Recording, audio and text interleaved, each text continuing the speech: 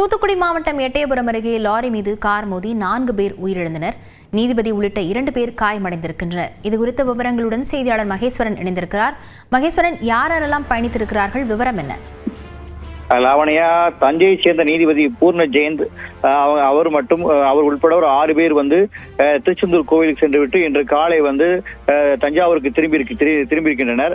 அப்போது தூத்துக்குடியிலிருந்து அரியலூர் நோக்கி ஒரு லாரி ஒன்று ஜிப்சம் ஏற்றி கொண்டு சென்று கொண்டிருக்கிறது.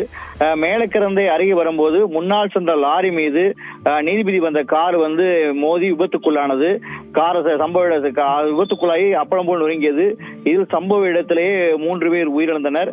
நீதிபதி பூர்ணச்சந்திரன் உள்பட 3 பேர் காயமடைந்தனர். காயமடைந்தவர்களை மாசார்பட்டி போலீசார் மீட்டு அருப்புக்கோட்டை அரசு மருத்துவமனைக்கு அனுப்பி வைத்தனர். மருத்துவமனைக்கு கொண்டு செல்லும் வழியில் மேலும் ஒருவர் உயிரிழந்தார். இதனால் பலி எண்ணிக்கை 4ஆக உயர்ந்துள்ளது. இறந்தவர்கள் பெயர் விவரங்கள் இதுவரைக்கும் தெரியவில்லை. இதுல இறந்தவர்கள் ஒருத்தர் நீதிபதிக்கு பாதுகாவலாக இருந்தவர் மட்டும் தெரிய வந்திருக்குது.